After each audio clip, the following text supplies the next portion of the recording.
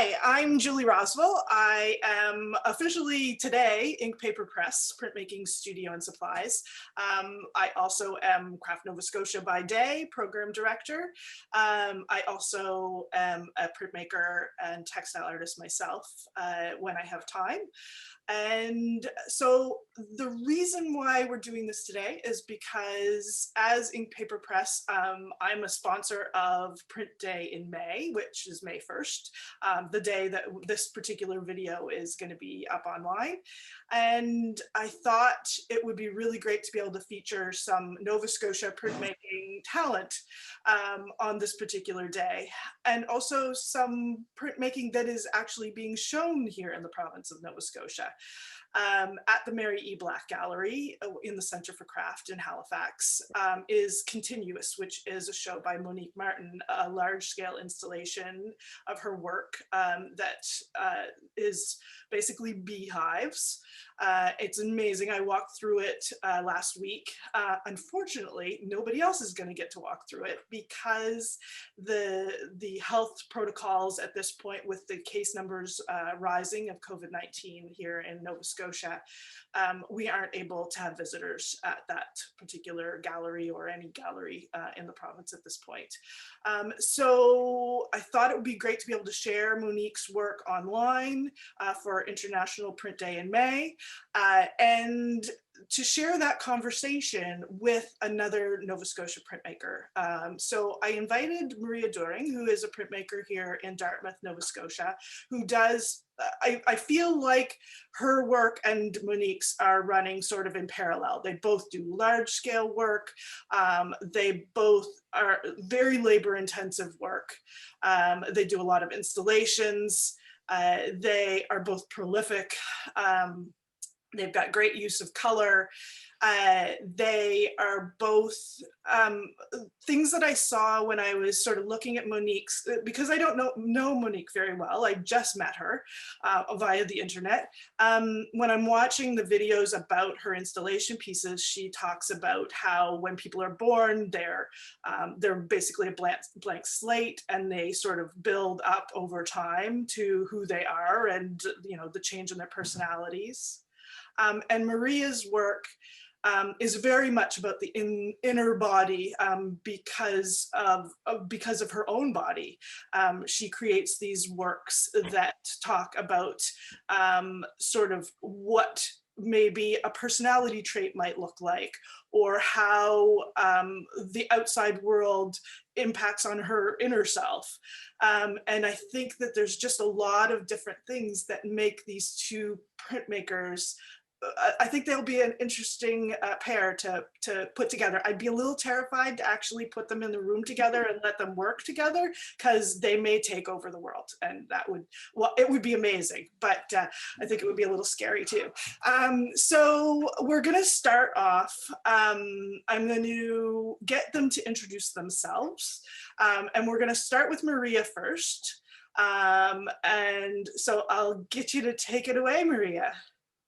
Well, hello. Thank you for that marvelous introduction, Julie, and thank you for inviting me to this opportunity. Thank you for coming.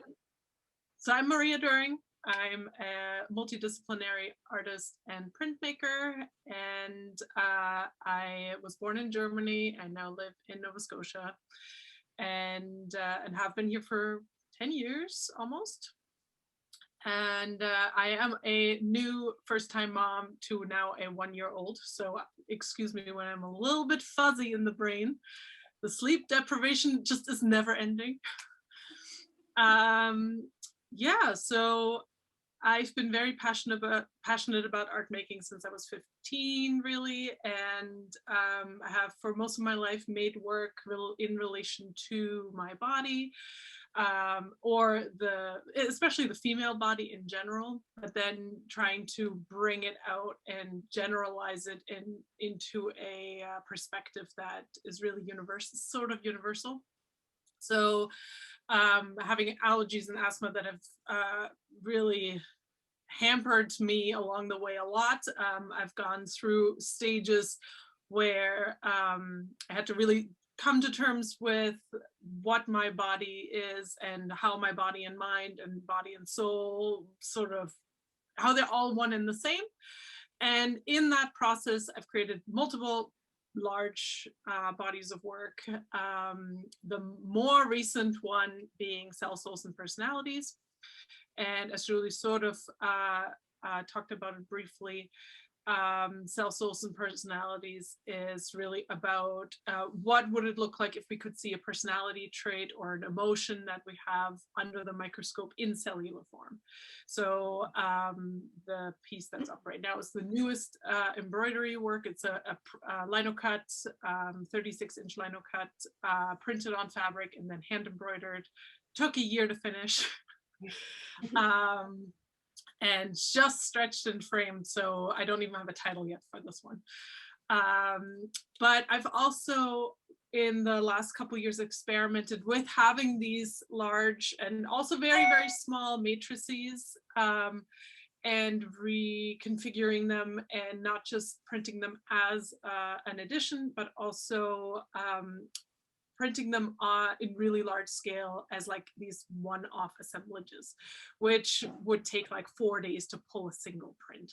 So that's when I very much learned how important it is to start hiring assistants, which is definitely a plan for the future. So here, this is a video of me hand printing these large 10-foot lino cuts. All these like assemblages of little components, different components. And then there, that's better. And yeah. I'll replay that one because it goes by so fast, but how many hours would it have taken you to do that? So, I mean, the inking itself would be, of all the blocks, they're all spot inked. They all have different colors on each image. And then wipe the edges and all of that would be about 6 to 7 hours. And then the actual printing itself would be about 1 to 2 hours, depending on how I was feeling.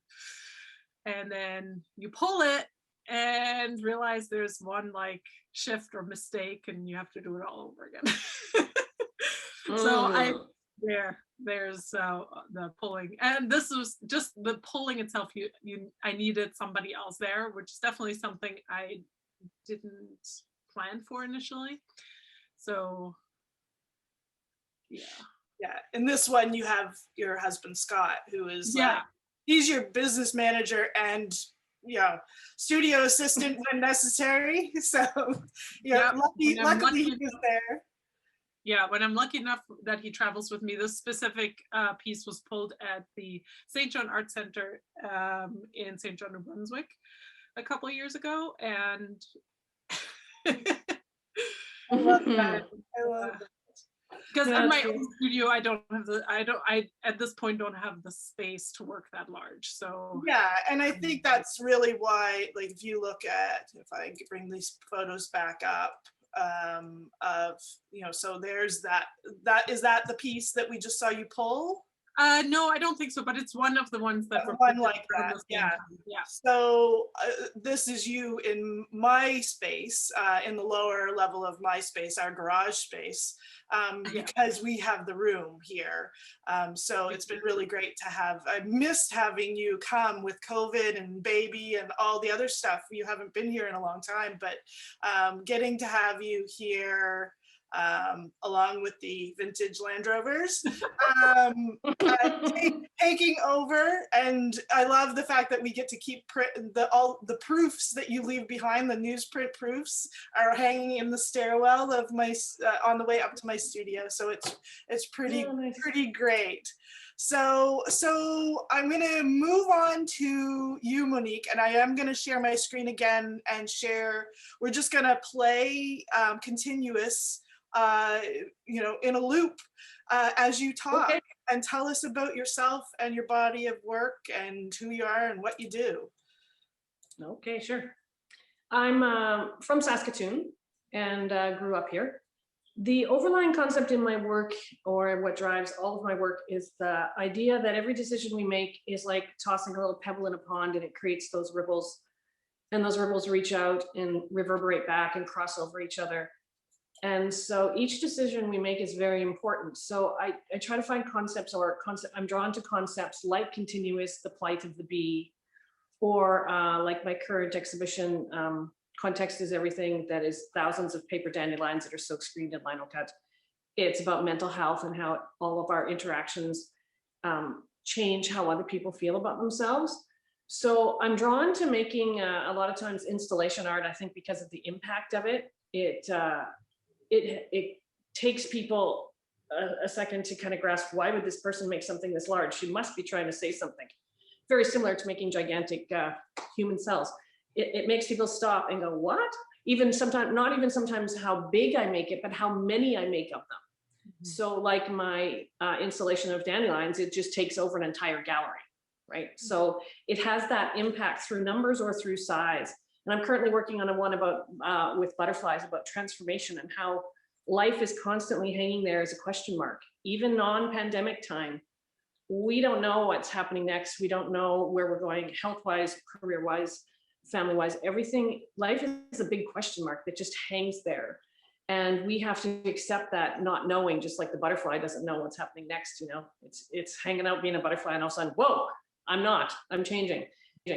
And I think the female body is very much like that. Females are constantly changing their whole life all the way to menopause. There's this constant in a chrysalis flying, in a worm, we constantly evolve. I do lino cut, I do silk screen, and I'm a multidisciplinary artist, so I do other things as well. But I am most drawn to printmaking. I've been exhibiting for about over 20 years, probably closer to 25 years. I exhibit a lot, and it keeps me busy. And seeing her pressing those hand pressing papers, I do that, and it's exhausting. And I wonder, as I'm halfway through it, what am I doing? You know, I have those constant questions. But then, like yesterday, I got a message from somebody on Instagram that my paper dandelion that they picked up at the Remy Modern made them get through the pandemic. And now it's spring, and she sent me pictures of dandelions in the ditch and said, you were really important in my time in the pandemic. And so that's what my art is about. It's about touching people. I think if I wanted to be more wealthy, I'd make things match the couch and be the right size for behind the couch. But that's not who I am or what I'm drawn to. And I can see that, you know, both of us artists, kind of all three of us, do the same thing. All of us work very large. We have big ideas. And I think that's what draws me into my work. I have older children, so that's okay. I made it through the being 1-year-old and 2-year-old. They're 30 and 28, almost 29. So there you go. You'll make it. Really? Yeah, you will. Okay. Sleep deprivation it will end. It will end for a bit, and then they're teenagers, and then it's there again. So, you know, it ebbs and flows. Cool. I love, we have a guest star in the background. Turnip is making an appearance. That's good. Yeah, I saw that. I was hopeful maybe we would get a guest appearance. So yeah, I had the opportunity to walk through Continuous on whatever day I was in the city. Thursday morning, I went in by myself. I'm lucky because I do work for Craft Nova Scotia. I have a key to the gallery, so I can go into the Center for Craft. And I turned on the lights and walked through. I had to go in my bare feet because I realized my boots were making horrible noise as I was trying to do the video.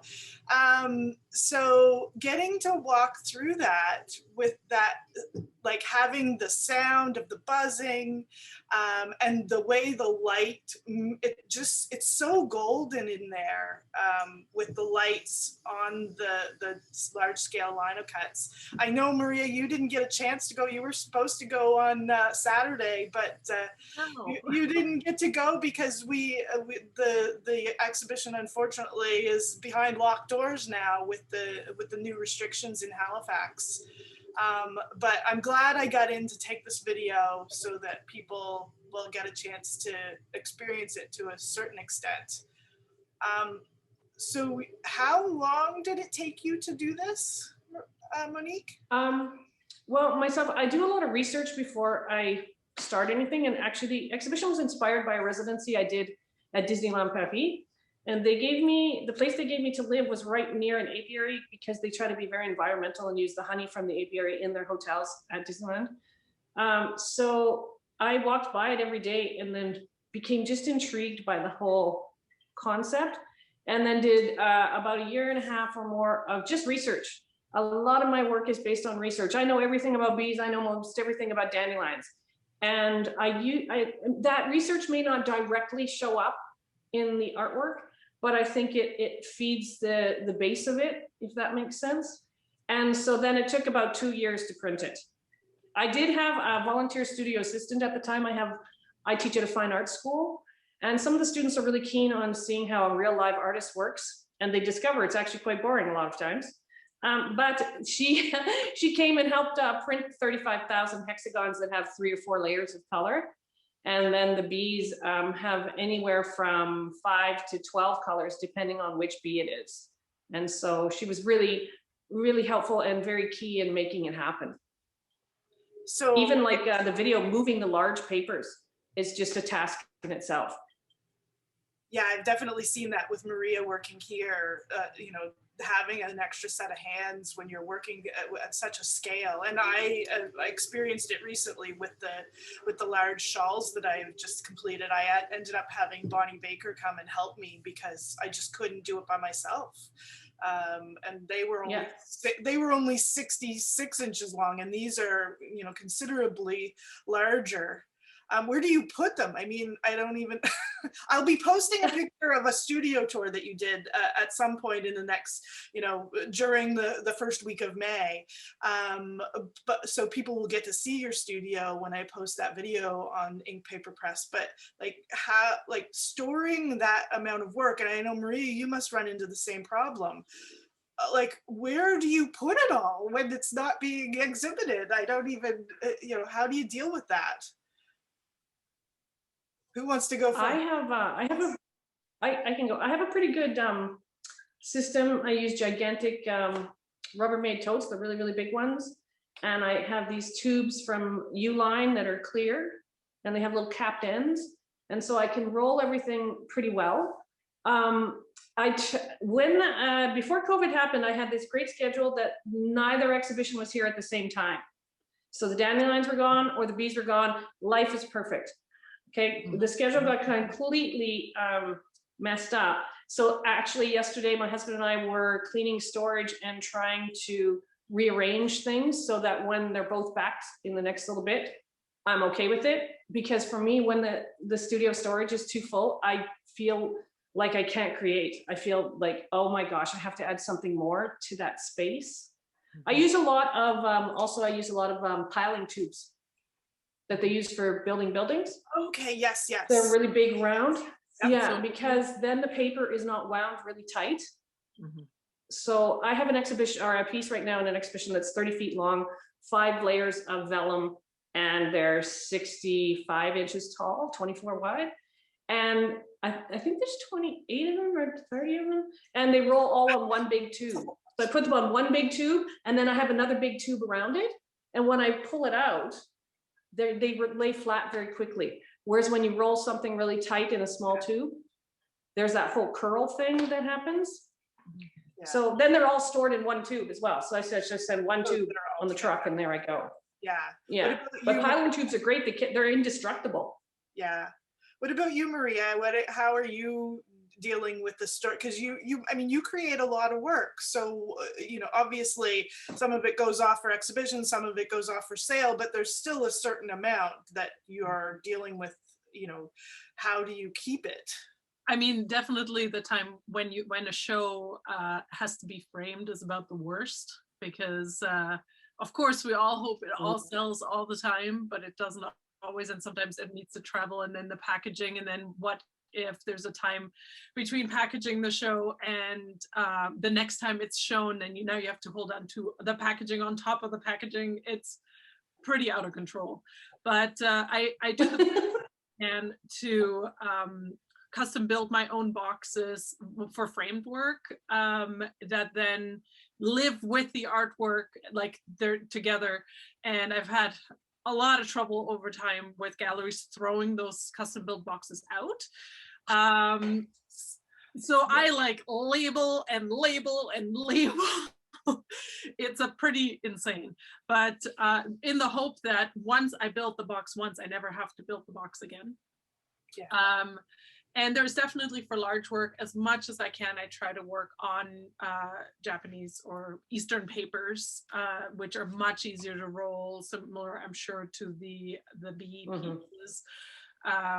Not just you have the beautiful translucency when you work on that kind of paper, with light being able to pass through and everything's so much more alive and organic, but you also have the possibility to roll it fairly small when necessary. And I've gone at times the opposite end from what Monique is saying. I've rolled them sometimes really, really, really, really tight. And yes, when you unroll them, it takes a little bit of time for them to unfurl, but it actually ended up being a lot, for really delicate paper, that ended up being a lot more protective to the image than when it is rolled a bit looser. There's opportunity for jiggle and all that. But you know, like, you kind of have to figure it out as you go along. And the more often, I found the more often something gets exhibited, the more I try to like perfect the way it's being stored and shipped. And I love the clear storage bins. I have like a stack in the basement that are empty, and every time something gets exhibited or I go on a residency, those are my like bins that I pack with stuff. And that's made things a lot easier with transportation, whether or not it has to be shipped or it has to be sent, or I take it with me in the car or whichever. No matter what, large works is always going to be challenging. As you can see, the mess behind me, my studio, I have at the moment one room in my house, and it's never, ever, ever enough. And then I store as much as I can in other closets and in the basement, you know, but you know, every time you fill those new storage areas up, you're like, okay, great, now things are packed away, and then you make something new and you're like, well, I guess I have to build an addition to the house now. Yeah, that's actually sorry, no, go ahead. That's actually what we did. We eventually it got too crazy, so we took the roof off our house and built another floor. So I just work upstairs now, and the storage is all in the basement. And I know what you mean about crates disappearing. It's crazy. I did not think about how to transport the butterflies when I was building them, because I just wanted to build them on these branches. And then I had to create a whole hammock structure inside of a crate so that the butterfly actually floats the whole time it's jiggling in the truck. It's pretty insane. I took a lot of photos so that when they go to crate it back up, hopefully they haven't thrown out the crate. It's possible to do it again. It's hard though. Yeah. So Monique, Continuous, the work that we're seeing the video of here now, I know it's been shown in Saskatoon. It's been at the Crafts Council in Newfoundland recently. It's currently still hung at the Mary E. Black Gallery at the Center for Craft in Halifax behind closed doors. Where does it go next? Actually, everything's kind of in limbo because of COVID. So dates are kind of fluctuating right now. But interestingly enough, the one time I put it on a truck, I thought, I wonder how far this has gone. I wonder how many kilometers the bees have traveled. And this was when I couldn't go to the Yukon last summer. And so I found out the bees have gone the circumference of the earth in voyages. And then I thought, oh, I wonder how far the dandelions have gone. They haven't gone as far. I'm sure they haven't gone as far. They've gone around the earth and a half, over the equator. It's insane. I didn't expect the exhibition to be quite so popular and taken up as many times as it has been, but I think the message is getting out there about the bees, and I think that's a good thing, you know? But yeah, the constant evolving amount of art in the house is hard. And keeping the inventory, you know, somebody says, can I exhibit this piece? And then you spend 6 hours digging it out of the back of storage because you didn't expect that one to be used again. And that kind of thing does take up a lot of time. Yeah, so you, and I know Maria has quite an intense inventory regimen. Like you've got everything, images and all of the data in files on your computer, and backed up, and Not on my computer. not on your computer. No. On the clouds. In the Yeah, clouds. on the cloud. Yeah, so you're very conscious of trying to make sure it's saved, and you don't lose that information, because keeping that is really important when you're trying to exhibit and sell your work. What kind of system do you have, Monique, as far as keeping track of all the pieces? With each body of work I create, I actually do a workshop for younger artists on this. How to organize it. I create a spreadsheet with all the pieces of work for one body of work. And then as exhibitions come up, certain pieces are used or not used, so that I just take them out and create a new Excel document, and that's what gets sent to the gallery. So the initial making it takes a lot of time, but then with each exhibition, it's really easy because you can export labels and do all of that stuff very quickly from an Excel spreadsheet. Yeah. I think if I hadn't started to do that, the paperwork would become overwhelming. Re-looking up the size of something or figuring out, all of those things. So it is quite labor intensive though to keep track of everything. When there's exhibitions, like I have several exhibitions on at the same time, just keeping up with it all is a challenge, just that part of it. Let alone thinking about the creative part. What am I doing next? Because I'm sure with Julia, it's the same. One body of work is overlapping another, and you're constantly making and exhibiting, and there's this whole cycle that can get out of control. Like she said, there's days where just I can't do it all. So behind you on the wall are the butterflies, and I know that's sort of your next big body of work that's heading out, and it's already been where was it first? In Saskatoon? No, it went to Vancouver first, so it's up there right away. Okay. So actually one of them is up already. One of them is up at Seymour Art Gallery right now. And so my vision for this body of work, sorry, I couldn't hear your question. I was just going to say, can you talk about this body of work? Okay, sure. You're headed in the right direction. My big goal is to cover the roof of a gallery. And then people can lay on the floor and look up at the butterflies, and I hope to have them move because they do move. They're on a magnet system, so they can jiggle and look very real. But they're so labor intensive. It's so hard to do a silkscreen registration just regular, but then I do silkscreen registration both sides. Mm-hmm. And then I cut them all out.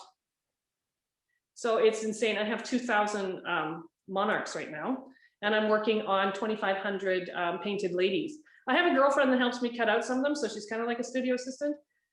But it is labor intensive, but the message, I think, will be so big for women because it's about transformation. And I don't know if it's because I am transforming as a woman right now, like I've done pretty much menopause. So I'm not going to change anymore now, except get older. And when you compare that to a male that's born, they have puberty and then whoop, that's it. They're the same pretty much all the time. We change every month. We change, even daily, the hormones inside a female body change. And I want that to be a big part of the artist talks that I give, that we have to embrace every one of those stages. I mean, it was hard to embrace menopause. It still is some nights, night sweats. Talk about sleep deprivation. You have it again in menopause because you can't sleep because you have night sweats. So we're constantly in that transformation. So it's a really big body of work for me, kind of like soul wise or deep inside me as a woman. So I'm hoping some galleries show it in the full when I get it done. I'm planning to approach some artists to see if we can make embroidered branches that hang from the ceiling, and then the butterflies are on them so that I could ship it flat and then put it up and it would look 3D. So embroider or I don't know, weave, or I'm not sure, but I want to look at that because that would make it easier to travel and you could still do the intensity of it because these are hard to travel. Yeah, very hard to travel. I like that your the work you're making, like it's as much about the work that you're putting into the cutting out and the printing and all of that, the butterflies, as the end result. You know, like it's like you're working through that transformation of Yeah. that you're experiencing with this super labor intensive project that, you know, it's very much, it's in such a way, such a female way of doing it, right? Like we work with our hands. It has to be manifesting it with our hands, because I guarantee you, I'm sure you've heard this, so many people would be like, well, why don't you just have somebody die cut the butterflies for you instead of cutting them out? But, you know, yes. why don't you just digitally print it, blah, blah, blah. You know, like it's so much about the labor as well as the final outcome, you know, like every single one of those represents, you know, all the tedium and that's, well, you're exactly right. Life, right? You're saying that, Somebody, and I'm thinking about this piece of yours and the hundreds of hours. I understand. Yeah. Wait, I even think, but I also think about the toll on your own body of doing this type of work in both of your cases. You know, I think about you, Monique. I was watching one video where you're cutting out the antenna on the, like, using scissors is really hard on the hands, and so I'm imagining you sitting there cutting out those tiny little antenna, and I'm seeing you, Maria, as you're stitching, you know, and how hard. I know I just was stitching a shawl onto a piece of paper for this exhibition that I have coming up, and I have so many pokes into my fingers at this point. And I was so scared because I kept doing it, and then I was like, I cannot get blood on this. This is not, like, you might be able to, blood. There is blood. You can at least blood on my stuff. Yeah. I try really hard to do a lot of hand therapy when I'm done things. I do exercises. A very important one is the uvula, which you just tilt your head like this and it stretches the muscle that goes through here. But I also open doors with my left hand. I try to eat my breakfast with my left hand. I do as much as I can with my left hand so that my right hand is less used for regular life, and I kind of save it for cutting things and whatever. I hand printed really large vellum pieces like Julia did. I had an accident in an airport where somebody slammed my finger into a door and broke it, and I didn't know it. I went to Europe for 2 weeks. I came back. It was really infected. They had to operate and open up this whole part of my hand. And the drive to create is so strong. I was in the hospital for 7 days. They couldn't figure out what the infection was. It took so long. Anyway, I drew gigantic dandelions, and it could have been the drugs. But anyway, I drew them really, really big. And then I had paper all over the room. Like, it was like a gallery, and people were coming by to check it out, right? So I brought them home, and at first I was going to scale them down and make them into prints. And I thought, no, I need to capture that exact feel. So that I took those exact drawings, put them onto lino, carved lino 7 feet tall. Like, it was insane, just the carving. And then I had to hand ink them and hand rub them and print them. But the labor, I think, really shows. Somebody did digitally cut a sheet of my my butterflies out. They took my sheet, and it has registration marks. So they put it into their laser cutter, or their whatever, it burns the edge. And she brought it back, and I had mine, and I put hers beside, and I said, can you see the difference? And she says, yes. Mine looks really stiff. Yours looks kind of loved. Aha. It does. There's a totally different, to the edge of the piece, hand cut or laser cut, completely different. And you may not know it as the viewer seeing the whole body of work, but you might feel it internally. I think a lot of things we just sense when an artist puts their soul into it, like her pieces about the personality being able to be seen in a cell. People may not totally get it when they first see it, but they'll feel it. And I think we don't give enough credit to our inner sensibilities like that, our intuitive nature. And I think the arts is a good way for people to access that, where they don't in their normal life. That's There's also like a trace of you that's left behind in all the work you do Yes. with your hand. And that, I think that trace, that's really what it comes down to, right? And Yeah. that's what gives it life. And especially when it's something that the viewer can see up close and really experience up close, that's what sort of creates that wow element, right, that draws somebody in. Because I mean, we've all, I'm sure, experienced exhibitions or even just things out in the world where from afar we're like, that looks great, and we get up close and we're like, oh no, I don't know, why is it pixelated?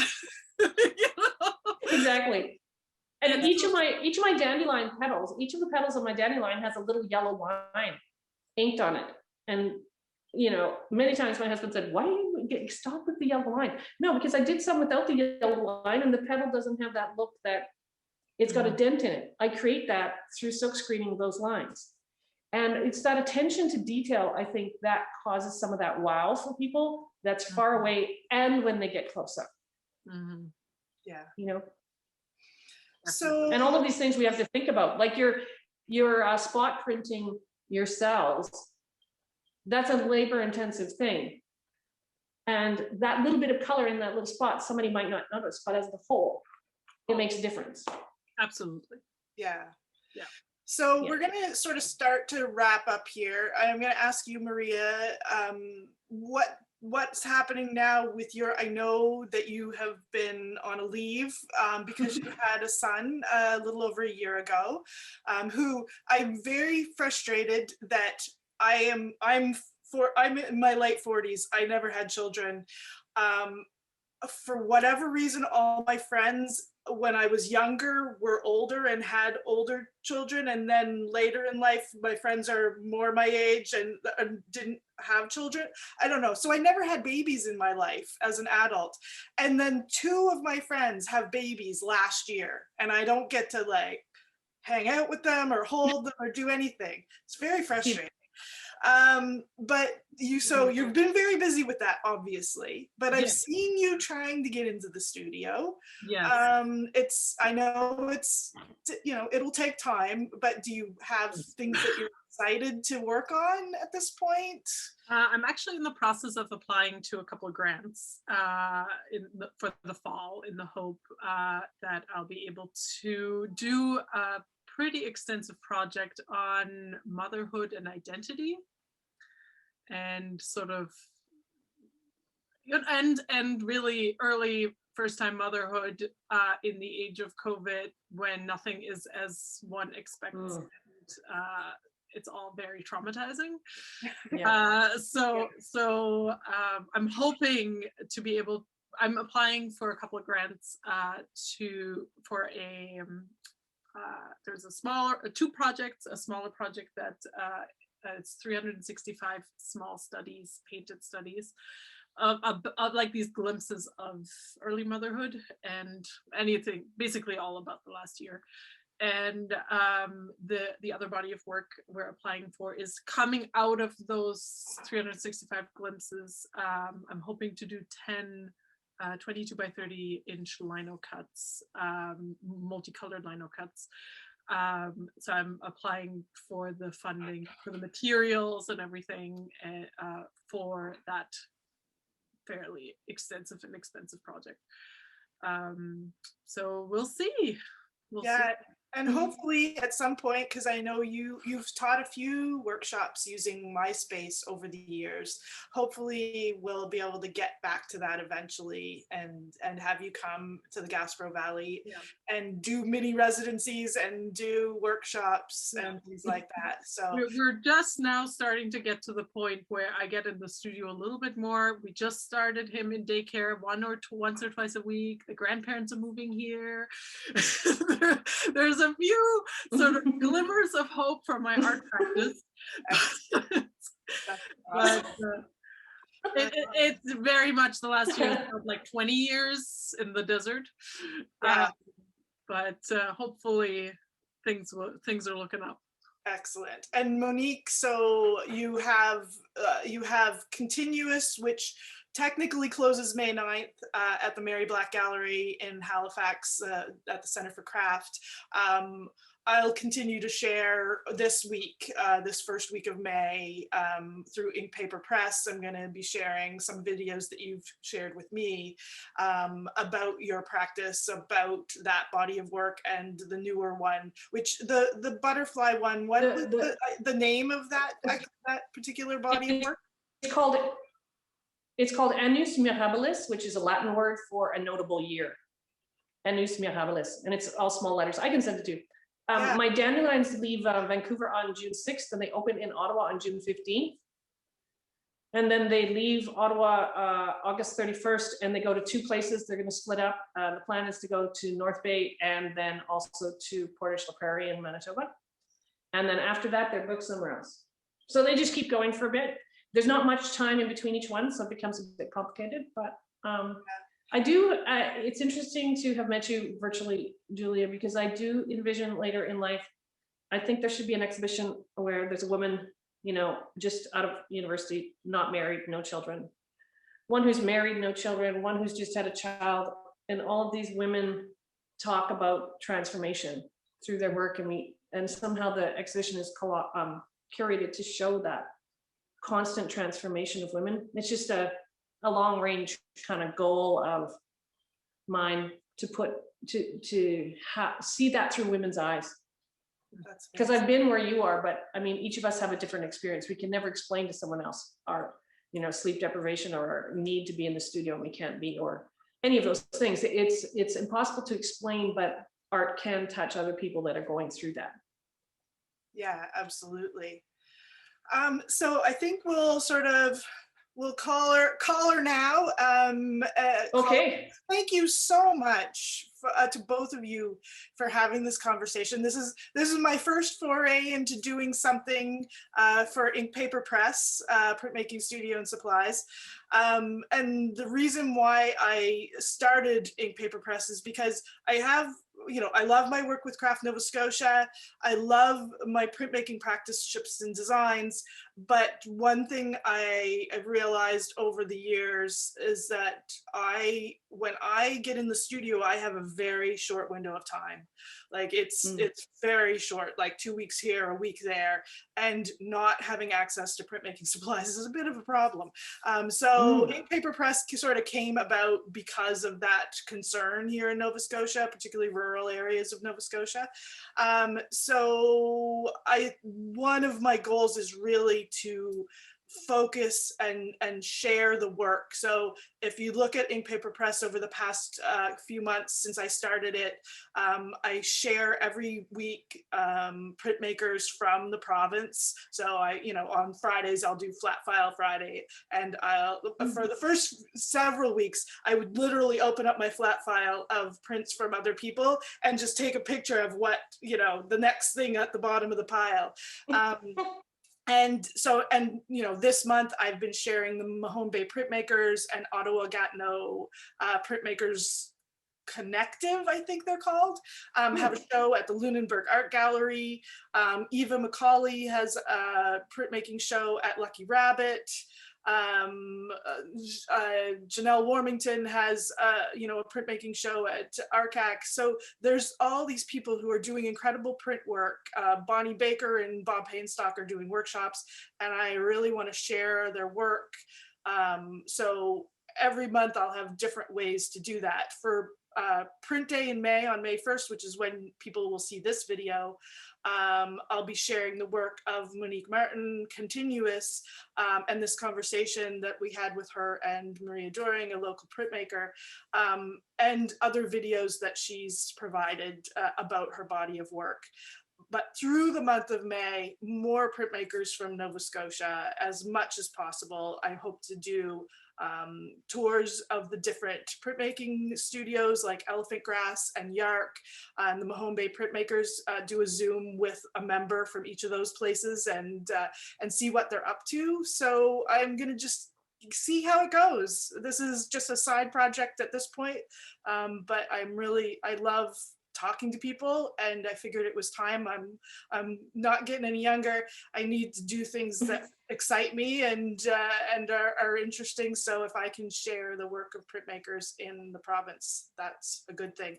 And I'm revealing this particular logo today, May 1st, because Tina Arsenault, who is an artist, Arquaz Design on Instagram, and she does Tina Art. I can't remember. I'll put in the comments her other Instagram handle. She had done the black and white version of this for me. You can see that my wheel on my press, she's used as the outer part of the logo, and then the paper obviously in ink through the brayer and the paper. But then she also did the knitting through the two other little panels. So I'm really excited, and she added watercolor to it because that's sort of one of her signature artwork. So I'm pretty excited about that. So Perfect. May in May Yeah. is May 1st, but throughout the month of May. So there's all kinds of opportunities to win things from printmaking suppliers around the world. So you keep an eye on Print Day in May on their website, because the sponsor list is amazing. We are a sponsor, Ink Paper Press. I actually I'm donating a $500 credit Canadian to Ink Paper Press, whatever's in stock. So that can be my prints, the Shipston Designs prints, paper, ink, whatever. I don't have a ton of different papers yet, but it's building, so you can save it up or you can get a print.